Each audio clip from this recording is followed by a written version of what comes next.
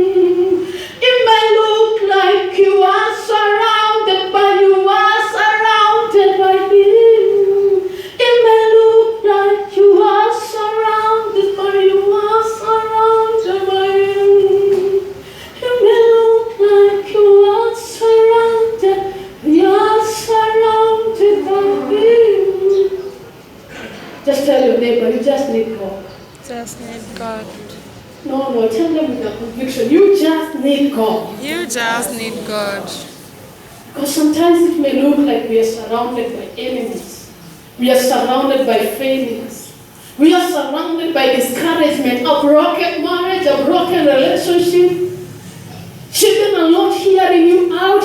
And when your friends look at you, when your enemy looks at you, they see that you are surrounded by misfortunes, but they don't know you are surrounded by God. Because all you need is God. Because the Bible says in the book of Romans 8:31 that in all things we are more than conquerors. In all things, in all these misfortunes, in all this heartbreak, in all this marriage that is not working at all, in all this business that is crumbling, all we need it is not finances. All we need is not people to give us accolades. No. All we need is not pastor who trust in us. All we need is not people who want to encourage us. We need God on our side. Wanna see you? Amen. You need God. Just tell them again. You need God to be on your side. You need God. Yes, I've read about Jesse, the father of 8 sons. And on this one, it sounds familiar to you because my covenant sister ministered to that 2 Sundays ago. But me, I'm just doing Bible study. I'm not preaching, I'm just doing Bible study. So the Bible says, and Saul akaasi Mungu. Alipomwasi Mungu, Mungu akahisi ya kwamba siwezi tena kuvumilia na Saulo. Saulo ni mimi nilimchagua akawe mfalme katika nchi ya Israeli. Lakini nilipompatia maagizo akajifanya mimi na yeye tuko age-mate, akafanya vile anafikiria. So God rejected Saul to be a king. Na wakati alimreject, Biblia inasema wakati ukianza kusoma nasema ya kwamba how long are you going to mourn over Saul? I have already rejected him. Is it so good that a prophet of God may still love you and mourn about you, but God has rejected you? It is not about what your pastor, your bishop, your mother says. It is about God. No wonder I told you, you just need God by your side. When all is said and done, when everything is not working, you just need God by your side. Because when He is your side, He is a promise keeper. He is a word breaker. He is a way maker. It doesn't matter how situation is. At the end of it, when all is said and done, the big man upstairs will show. And it shall be well. Bwana asifiwe. Amen. Praise be to Jesus. Biblia inasema ya kwamba Mungu akamwambia Sauli, wacha kushinda ukililia huyu mtu. Ndo Sauli akamwambia Prophet Samuel, usishinde ukililia huyu mtu. Mimi Mungu nishamreject. There is nothing you can do about it. I don't need him anymore as a king. I have already rejected him. It doesn't matter how many times Prophet Samuel will pray, but God has rejected him. It doesn't matter how many times Prophet Samuel can fast about this matter. It is not about fasting. It is not about prayer. God, have rejected this man. You better quiet up yourself and go and elect a king for me.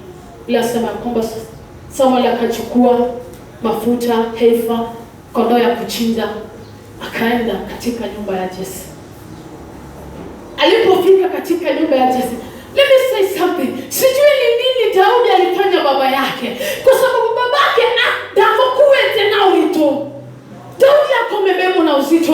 Na alikuwa mtoto wa hile nyumba. That's what makes me mad and crazy. David, I don't know what David did to the father, that he treated him so coldly. He never saw anything in David but a shepherd boy. Only. He only saw a shepherd boy. He just only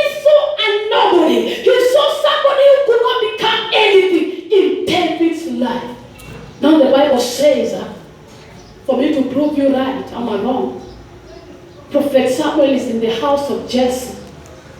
And he's calling on his brothers and he's asking the father, bring me your boys. I am here to anoint a king. Kijana wa kwanza aliitangwa Eliabu akatokelezea. Kuna watu tu Mungu aliumba wakati ni mwisho wa mwezi. Kamshahara kako ya kwamba Mungu hakuwa na stress. Yet these people, they are all together lovely. They are all together beautiful. They are called TBH, tall, dark and handsome men. Bwana sifiwe.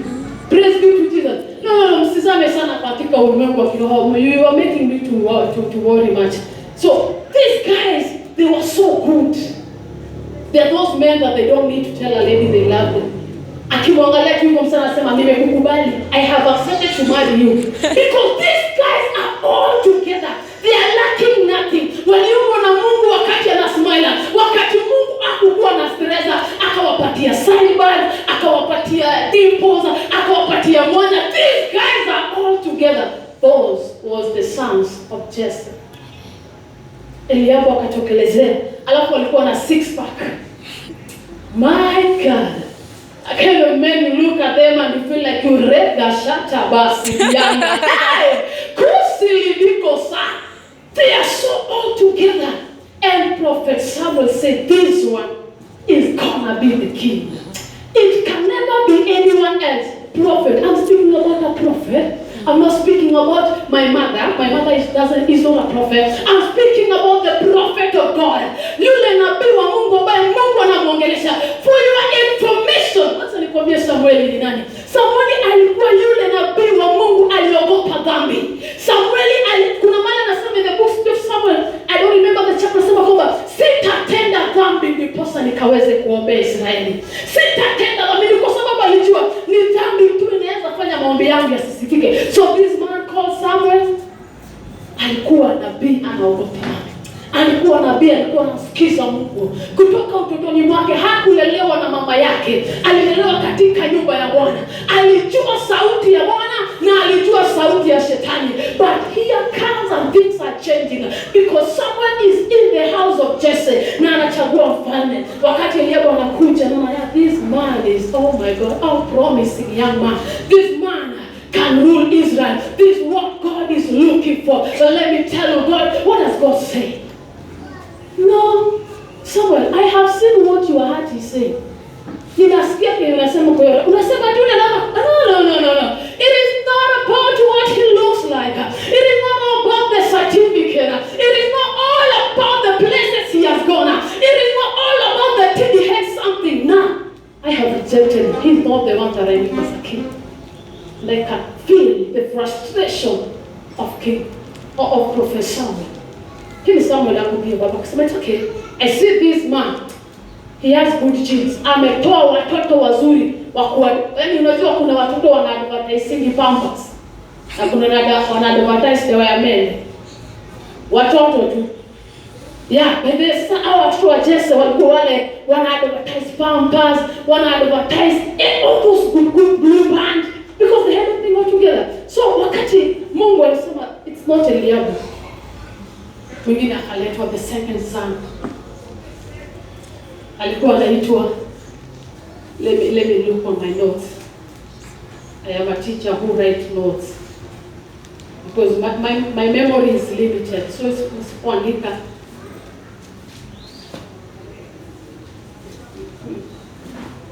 The second son was Abinadab. Akakuja. Pia alikuwa tall, dark and handsome. Sasa kwanza alikuwa adina swag. Hata kudunga alikuwa anadunga ile tu ni kama model, yeah, they were models. Alikuwa anadunga vizuri kakoti kapipi alafu black. I can imagine, you know, the word of God anakuanga ametupatia skeleton. We put meat on it, we put flesh. So I'm putting flesh. So imagine the Abinadab guy when he came, he said, you know what, son?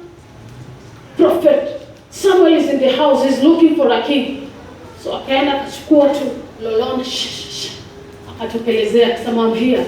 I look like a king.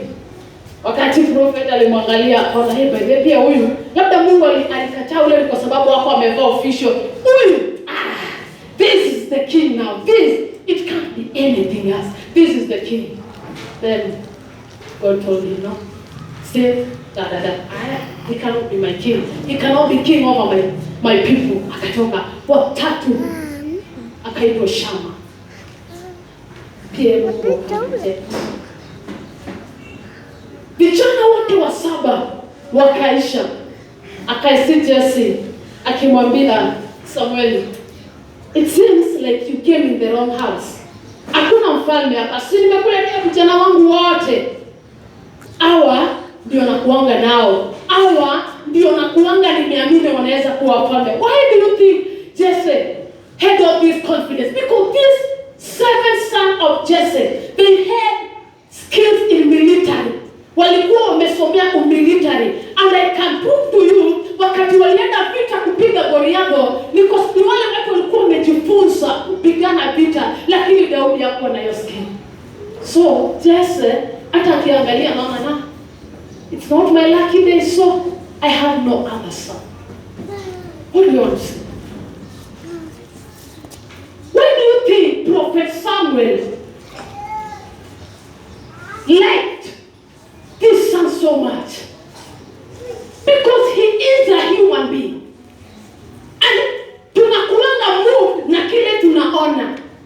Kuna watu wanakupenda kwa sababu ya wanavaanga sana. Wakikuona weekdays watashinda, this is not the lady that I saw on Sunday. Kuna watu wanakupenda juu ya venye unahubiringi. Kwa hivyo kuhubiri ikitolewa ndani yako, they don't love you anymore. And so Prophet Samuel, because he is a human being, I came to learn he loved these 7 sons of Jesse because walikuwa na kasoro fulani. Nimeka kama odo fulani, walikuwa wanaongea kitu fulani. So akawajudge na qualification ya Kenya wanaweza kufanya hiyo time. Hakuangalia Kenya watafanya in future. Hakufikiria kukuwa mfalme sio kuvaa tu suti. Kukuwa mfalme sio kujua kizungu peke yake. To be a king over the Israel. It is not about your status. It is not about your background. It is not about those people who knows you. It is not about anything. It is about who is in your heart. Amen. Praise Jesus. It is not about all those stars. It is about ni nani wewe anakuongozanga. Hey, makushianta. I feel the Spirit of God. It is not about ni wangapi unakuanga upande wako, ni nani ako upande wako. Amen. Hallelujah. Amen. Praise be to Jesus. And so, this man called Samuel, he looked like me and you. And he felt these guys can make it. Because they have experience in military. They know how to use the sword. Maka, shatarabo, zaka. It is not about how I know to hold a gun. It is how I know how to hold on God. Hey, sikitama kusia. Bwana sifiwe. Amen. Praise be to Jesus. Amen. It is not about how I can use the GPRS. Or street, GPRS like a street, blah blah, propelling machine gun. It's not about that. General purpose machine gun. It's not about that. It is about when I'm using the slinger. Who is in me? Who is in me? It is not about general purpose machine gun. It is about when I am slinging the slinger. It is who is in that sling. Amen. Napenda Mungu. Lord, I told you when I was beginning, you only need God to be by your side. You need that job. It's not about certificate. It's not about certificate. I can tell you the truth. I am a living proof of what I'm saying. It's not about the campus things. Go to campus. I'm not like disappointing, you know. Just go. If God gives you an opportunity. It's about God. It's about God. Amen. When you have God, Amen. you have it all. Amen. When you have God, you don't need anyone by your side. Amen. You need this man upstairs to back you up. Because when he back you up, even this microphone can kill everyone. When you have God, Samson hakutumia bunduki. Let's be real. Samson hakutumia Joe. Joe ilikuwa nini? Punda. Ya punda. Joe. worthless Digiri nedo.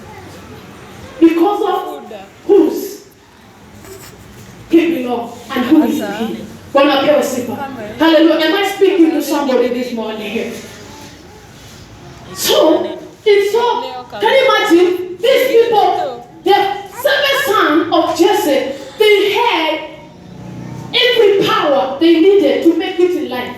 Ni kwa sababu kwanza walipendwa na mtumishi wa Mungu. Ya pili wakapendwa na baba yao. So, wako na authority ya mtumishi wa Mungu na wako na upendo wa baba yake. But can I surprise you? It is not about that. Your mother may not stand you because you don't have anything to give her.